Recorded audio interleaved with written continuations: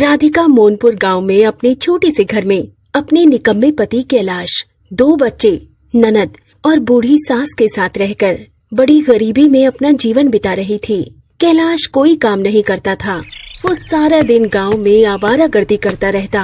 अब परिवार का पालन पोषण करने के लिए राधिका अपने ठेले पर गांव में सब्जी वाले गोलगप्पे बेचती थी। एक शाम राधिका गांव के एक स्थान पर अपने ठेले के पास खड़ी थी। चलो आज भी अच्छी कमाई हो गई, अब जाकर माँ जी की दवाई ले आती हूँ। राधिका अपना ठेला लेकर घर आती है। आरती, खाने की व्यवस्था हो गई? जी भाभी, मैंने सब्जी बनाई है। तभी कैलाश घर आता है। राधिका अपनी आज की कमाई के पैसे गिन रही थी। तभी कैलाश उसके हाथ से सारे पैसे छीन लेता है। वो पैसे दीजिए मुझे। अरे वाह, आज भी तेरी अच्छी कमाई हुई हाँ? जी मुझे सामान लाना है, लाइए वो पैसे दीजिए मुझे। अरे हट, अब इन पैसों से अपने दोस्तों के साथ पार्टी करूंगा मैं और जुआ खेल कर कई सारे पैसे जीतूंगा। कैलाश, पैसे दे बहू को। 1 पैसा तो तू कमाता नहीं है और जो बहू कमाती है तो उससे भी पैसे छीन लेता है। जी पैसे दीजिए मुझे, वरना अच्छा नहीं होगा। क्या कर लेगी तू हाँ? क्या कर लेगी? तभी कैलाश राधिका को बेरहमी से पीटने लगता है। भाई छोड़िए भाभी को। कैलाश राधिका को बेरहमी से पीटे जा रहा था। राधिका दर्द के मारे चीख रही थी, रो रही थी। कैलाश छोड़ बहू को। तभी कैलाश पैसे लेकर घर से बाहर चला जाता है। राधिका जोर जोर से रोने लगती है। तुझे कितनी बार कहा है मैंने बहू कि तू उस नालायक के मुंह मत लगा कर। कैलाश ऐसा ही था। वो रोज राधिका से पैसे छीनकर उसे ऐसे ही बेरहमी से मारता रहता था और उन पैसों से हमेशा जुआ खेलकर सारे पैसे उड़ा देता था। राधिका और सब कैलाश की इस हरकत से काफी परेशान हो चुके थे। बाबा बहुत गंदे हैं, वो हमेशा माँ को मारते हैं। तभी सब खाना खाकर सो जाते हैं। आधी रात का समय कैलाश घर आकर सो जाता है। अगले दिन राधिका गांव में रोज की तरह अपने गोलगप्पों से भरा ठेला लिए खड़ी थी। पता नहीं कब कैलाश जी को अपनी जिम्मेदारी समझ आएगी। तभी राधिका के पास ग्राहक आते हैं। और हमारी राधिका भाभी जी, आज के सब्जी वाले गोलगप्पे भी रोज की तरह स्पेशल ही है ना? हाँ बिल्कुल स्पेशल है, एक बार खाकर तो देखिए, चेहरे का निखार ही खिल उठेगा तुम्हारा। तभी एक जवान लड़का रोहन वहाँ आता है। और राधिका भाभी जी, व्हाट्सएप? ये लो, आ गया अंग्रेजी का मास्टर। अरे मेरे भोले लड्डू, कितनी बार कहा है मैंने तुझे कि हमेशा हिंदी भाषा में बात किया कर। क्या करूं भाभी जी, अब 2 चीज की आदत सी हो चुकी है। एक है बात बात पर अंग्रेजी बोलने की और दूसरी है सवेरे शाम बस आपके सब्जी वाले गोलगप्पे खाने की। अब क्या करें, दोनों ही आदत के बगैर रहा नहीं जाता।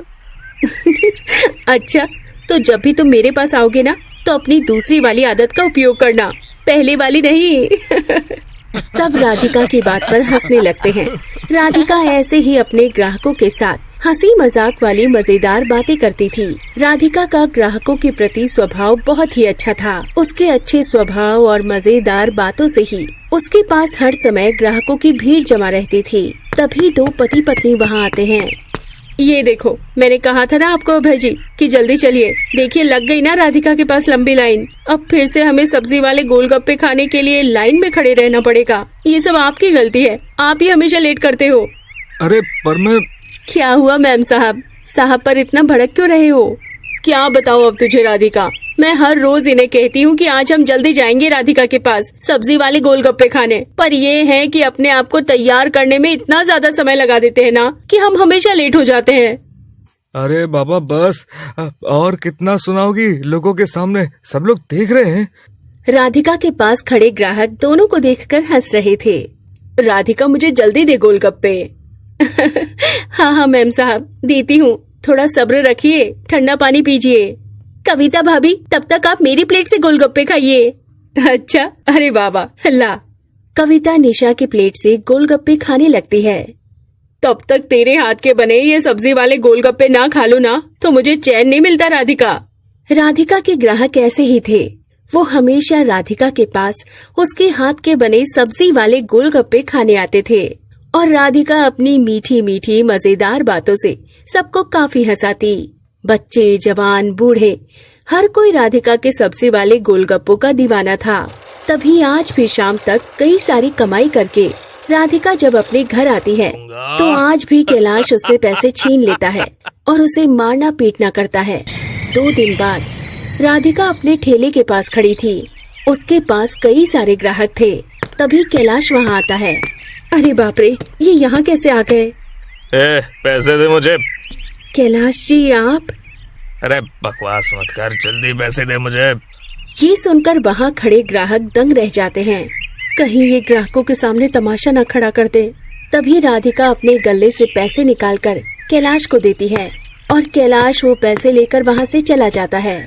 दीदी, कौन था वो आदमी और किस बात के वो आपसे पैसे लेकर गया? बातों और शक्ल से तो कैसे गुंडा बवाली लग रहा था वो। अरे वो ना मेरे पति हैं। दरअसल उन्हें फिल्मों के विलेन बहुत पसंद है, तो वो हमेशा उन्हीं की तरह एक्टिंग करते रहते हैं। बहुत शरारती हैं कैलाश जी। अच्छा, तो ये बात है। हम तो डर ही गए थे कि अचानक कौन सा गुंडा आपके पास आ गया। तभी राधिका अपने ग्राहकों को सब्जी वाले गोलगप्पे देती जाती है। अब इसी तरह दिन प्रतिदिन बीतने लगे। कैलाश जब भी राधिका के पास आता था तो ग्राहकों के सामने कैलाश कोई तमाशा न करे, इसलिए वो उसे चुपचाप पैसे दे दिया करती थी। एक शाम राधिका और सब घर में थे। राधिका चारपाई पर बुखार में तपते शरीर के साथ पड़ी थी। बहू, तुझे तो कितना तेज बुखार आ गया। कैलाश, जा डॉक्टर साहब को लेकर आ। तभी कैलाश बाहर जाकर तुरंत एक डॉक्टर को लेकर घर आता है। थोड़े समय बाद, बुखार बहुत ज्यादा है, मैं 4 दिन की दवाई दे देता हूँ। 4 दिनों तक इन्हें आराम करने दीजिए। दवाई देकर डॉक्टर वहाँ से चला जाता है। सुनना बहू, डॉक्टर साहब ने क्या कहा कि 4 से 5 दिनों तक तुझे आराम करना है। अब तो घर में ही रहकर आराम कर। पर माँ जी, मुझे तो गोलगप्पे बेचने जाना होता है ना। जब तो ठीक हो जाएगी तब गोलगप्पे बेचने जाना। नहीं माँ जी, मेरे ग्राहकों को रोज मेरे हाथ के सब्जी के बने गोलगप्पे खाने की आदत है। अगर मैं 4 दिनों तक घर में रहूंगी तो सारे ग्राहक जो मैंने बरसों से बनाए हैं वो सब टूट जाएंगे। बहू, कमाई के साथ साथ तुझे अपनी सेहत का भी ख्याल रखना है। सेहत अच्छी रहेगी तभी तो तू अच्छे से गोलगप्पे बेच पाएगी ना। अरे वाह, ये अच्छा मौका है ज्यादा पैसे पाने का। राधिका की जगह अब मैं जाऊंगा गोलगप्पे बेचने। राधिका की तो रोज कितनी कमाई होती है, मुझे तो कई सारे पैसे मिल जाएंगे। राधिका, तुम चिंता मत करो, कल से मैं तुम्हारी जगह गोलगप्पे बेचने जाऊंगा। ये सुनकर सबके होश उड़ जाते हैं। क्या तू जाएगा गोलगप्पे बेचने? हाँ माँ, अब राधिका हम सबके लिए रोज गांव में गोलगप्पे बेचने जाती है। अब उसके बीमार पड़ने पर इतना तो मैं कर ही सकता हूँ ना। राधिका, तुम आराम करो, गोलगप्पे मैं बेचने जाऊँ। अगले दिन कैलाश राधिका के ठेले पर कई सारे सब्जी वाले गोलगप्पे लेकर उसी स्थान पर आकर खड़ा हो जाता है जहाँ राधिका गोलगप्पे बेचती है। तभी वहाँ कुछ ग्राहक आते हैं। अरे, आज आप आए गोलगप्पे बेचने? राधिका दीदी कहाँ है? क्या पटाखा लड़की है यार। हेलो भैया जी।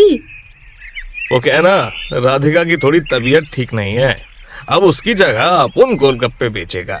बोल छमिया, कितनी प्लेट लगा दूं सब्जी वाले गोलगप्पे? ये क्या बदतमीजी है? आपने मुझे छमिया कैसे कहा?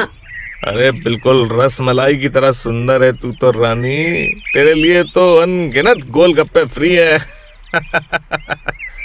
ये सुनकर सब हक्का बक्का रह जाते हैं। ये कैसी बदतमीजी से बात कर रहे हो आप मुझसे?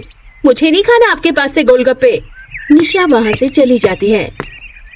ओ भाई साहब, आपको शर्म नहीं आती लड़की से ऐसे बदतमीजी से बात करते हुए? ए हीरो, अपना मुंह बंद रख, नहीं तो पतली कली पकड़कर निकल ले इधर से। अजीब पागल आदमी है ये। राधिका का ये पति तो बड़ा बदतमीज है। ग्राहकों से बात करने की तमीज ही नहीं है इसमें। हमें नहीं खाने इसके पास से गोलगप्पे। सारे ग्राहक वहाँ से चले जाते हैं। कैलाश 1 नंबर का आवारा टाइप का आदमी था। तभी कविता और अभय कैलाश के पास आते हैं। अरे, आज राधिका नहीं आई, तुम कौन हो? मैं राधिका का घर वाला। घर वाला? ये क्या होता है? घर वाला मतलब पति? अच्छा भाई, गोलगप्पे खिलाना हमें। मेम साहब, आपकी साड़ी ना बड़ी सुंदर है, और इसमें तो आप चांद जैसी सुंदर लग रही हैं। ये सुनकर कविता और अभय दंग रह जाते हैं। ये क्या बदतमीजी है, कैसी बात कर रहे हो ये तुम? अरे साहब, मैं तो मैडम जी की तारीफ कर रहा हूँ। सच में कितनी सुंदर है मेम साहब, बिल्कुल टकाटक। चुप कर बदतमीज आदमी, वरना मुंह तोड़ दूंगी मैं तेरा। ओ मेम साहब, ज्यादा इतराइए मत। अपन अच्छे से तारीफ कर रहा है तुम्हारी, तो तुम अपन को ही बदतमीज बोल रही हो। शराफत नाम की कोई चीज है कि नहीं? तेरी पत्नी राधिका इतनी अच्छी है, ग्राहकों से मीठी मीठी बातें करती है, और तू कड़वे कौवे की तरह कड़वा मुझसे बदतमीजी से बात कर रहा है। अरे ये राधिका का पति हर ग्राहक के साथ ऐसे ही बदतमीजी से बात कर रहा है। ऐसे ग्राहकों से बात करने की तमीज ही नहीं है। इस पागल को तो पुलिस के हवाले कर देना चाहिए। पागल किसको बोला रे? हाँ, किसको बोला पागल? तभी अभय और कैलाश दोनों में हाथापाई शुरू हो जाती है।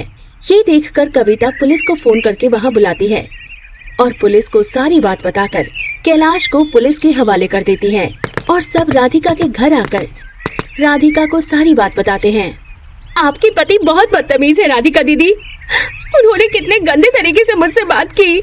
सारे लोग राधिका को आकर खरी खोटी सुनाने लगते हैं। देखिए, मेरे पति की ओर से मैं आप सबसे माफी मांगती हूँ। नहीं राधिका, तू माफी मत मांग।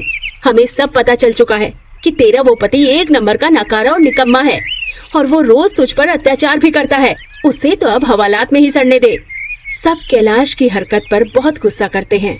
तभी राधिका और सब पुलिस थाने आते हैं, जहाँ पुलिस ऑफिसर कैलाश की जमकर धुलाई कर रहे थे।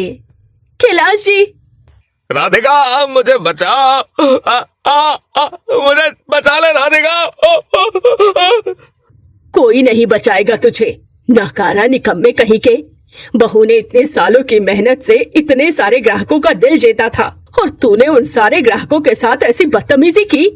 दरोगा साहब, इसे इतने डंडे मारिए कि इसकी सारी अकल ठिकाने आ जाए। नहीं नहीं माँ, ऐसा मत कहिए। मैं अब से कोई गलत काम नहीं करूंगा माँ। साहब, इन्हें माफ कर दीजिए। मैं वचन देती हूँ कि अभी आगे से ऐसा कभी नहीं करेंगे। तभी राधिका के कहने पर पुलिस कैलाश को छोड़ देती है। मुझे माफ कर दे राधिका, मैं आज से कभी गलत काम नहीं करूंगा। तभी सब घर आते हैं। उसके बाद कैलाश अपनी सारी बुरी आदतें हमेशा के लिए छोड़कर गांव में मजदूरी करके पैसे कमाने लगता है। और इधर राधिका फिर से अपने ठेले पर सब्जी वाले गोलगप्पे बेचकर हर रोज अपने ग्राहकों को खुश करती जाती है और खुशी खुशी अपने ससुराल वालों के साथ अपना जीवन बिताने लगती है।